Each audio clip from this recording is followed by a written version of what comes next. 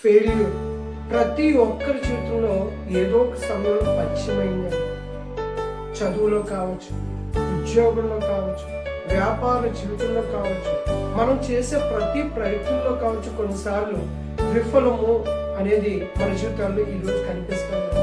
ఎప్పుడైతే మనిషి జీవితంలో విఫలం కనిపిస్తుందో నిరుత్సాహం అనేది వాడి వెంట వస్తూనే ఉంటుంది.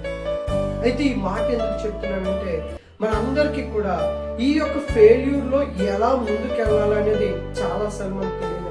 అయితే రీసెంట్ గా సంజు శాంసన్ అనే ఒక క్రికెట్ ప్లేయర్ జీవితంలో చూసినట్లయితే, అతను ఆడిన ముందు సిరీస్లు అన్నింటిలో కూడా విఫలం అయిపోయి, అన్నిటిలో కూడా 1-2 స్కోర్లు చేసేటప్పటికి అన్ని విధాలుగా డిస్టర్బ్ అయిపోయి ఏంటి నా జీవితం అనుకున్న సమయంలో దేవుడు అద్భుతంగా అతన్ని లేపుకున్నాడు. ఈరోజు ఆడిన 3 మ్యాచ్ల్లో చివరి 3 మ్యాచ్లు వరల్డ్ కప్ లో అద్భుతంగా రాణించి మ్యాన్ ఆఫ్ ది మ్యాచ్ 2 అయితే టోర్నమెంట్ ఆఫ్ ద సిరీస్ కి సెలెక్ట్ అయిన వ్యక్తి. ప్రియ దేవుని సంగమ బిడ్డలను ఒకసారి ఆలోచించు. ఫెయిల్యూర్ అనేది లేకపోతే విజయం అనేది నీ దగ్గరికి రానే రాదు. విఫలం చూసినప్పుడు నువ్వు ఎప్పుడు కూడా బాధపడదు, ఏంటి నా జీవితం అనేది. కానీ బైబిల్లో ఒక మాట తెలుసండి, ప్రతి దానికి ఒక సమయం ఉన్నది.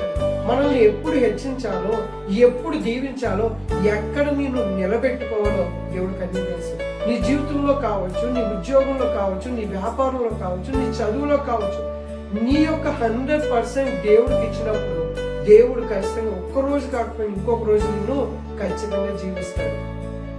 ఆయన దీవించడానికి, నిన్ను ఆశీర్వదించడానికి పిలిచాడు తప్ప అవమానానికి, నిందకి దేవుడు ఎంత మాత్రం కూడా వెళ్ళలేదు. కనుక ఈ యొక్క దినాల్లో మన జీవితంలో జరుగుతున్న పరిస్థితులను చూసి కృంగిపోవద్దు, కానీ పరిస్థితులు కాదు కానీ దేవుని వైపు చూడండి.